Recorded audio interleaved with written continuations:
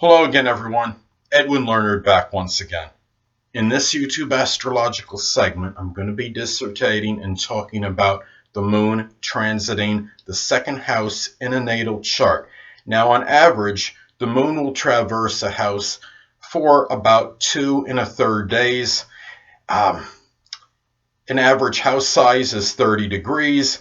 So if it's going to the moon may transit your house a little bit longer, a little bit shorter, depending on house size. If it's 25 degrees, say, it'll be in there for a little bit shorter period. If it's in there if your house size, say, is a little bit larger than the average house size, which is 30 degrees, and say your house is like 35 degrees, then it'll be in there a little bit longer. So generally, in most cases, you're going to be looking at about 2 to 3 days that the moon is going to reside, transiting moon will reside in a house. Well, anyway, people, first thing is there might be a lot of emotional energy put into matters pertaining to the second house, such as your values, your possessions, your resources.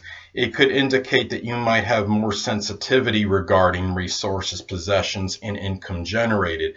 The money you make may really may be a sensitive point at this point in time for this duration that the moon transits your second house, and it might reflect how you feel about yourself. You might be doing some evaluating and seeing, well, this is what my financial status is, my overall financial situation, and you may be looking at it like, well, if you feel in your mind you're making good income and you're making a prodigious income, then your self-esteem might be skyrocketing at this point. But this could be a down period if you feel you're not making enough money, or you're not fulfilling your potential monetarily, and the self-esteem might be dissipating, might be going down a little bit.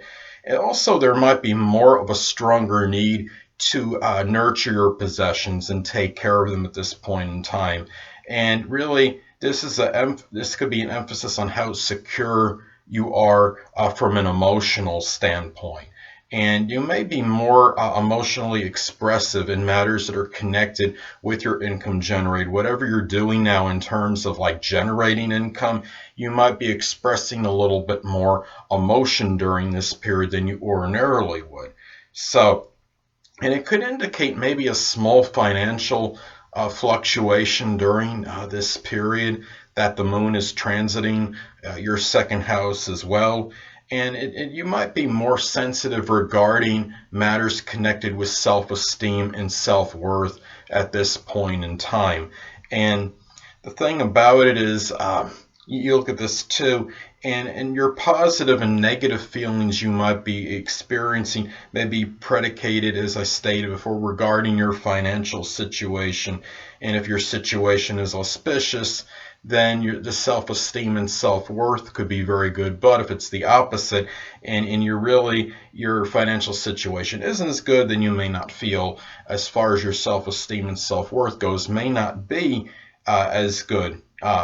So it also could indicate now that when you look at your possessions and how much you have, it may really be something where it's a sensitive point. And if you don't have as much as the other person, you may be looking at it where it might be affecting you a little bit more emotionally at this point in time. However, if you feel, based on your possessions and what you have, your net worth, so to speak, and your value, then you might, and you feel that it's good, then you'll be on an emotional high likely at this point in time. And just basically, the moon transiting the second house can make you, just in general, a little bit more conservative, little feelings of more pragmatism and practicality. It's not going to necessarily be a period where you're going to necessarily be emotionally combative or courageous, so to speak. This is going to be more of a time about being prudent and exercising a little bit more discretion regarding your emotions. When the moon was transiting your first house, you might have been more emotionally exuberant and letting it all hang out, so to speak, from an emotional vantage point. But when it made the transition from the first to the second, it could show that you might be a little bit more careful and assiduous regarding the expression of your emotions outwardly, and it's not generally not a time where you would be really emotionally exuberant, so to speak, and you'd be more careful and not be quite as impetuous or impulsive regarding emotions. However, in some instances, it could indicate perhaps impetuous or impulsive spending. So those are some things to look at as far as the transit of the moon in your natal second house in your chart. Well, anyway, it's also important to look at the sign that the moon is transiting, at least whether it's for the majority or the whole period that it's transiting your second house. Let's say, for example, that the moon is transiting in Leo, is in Leo for either the majority or the whole period that it's transiting your second house. It could indicate that maybe boasting about achievements might be a period where it gives you some kind of emotional satisfaction as far as your self-worth goes. Or it could indicate that as far as emotional security goes, you might feel maybe this need to spend an exorbitant amount of funds. You might lean toward extravagance to spend money maybe on things that are going to give you a greater sense of self-worth and self-esteem during this period. Now, let's say for another example, if the transiting moon was in Virgo for either the majority of the time or the whole period it was transiting your second house.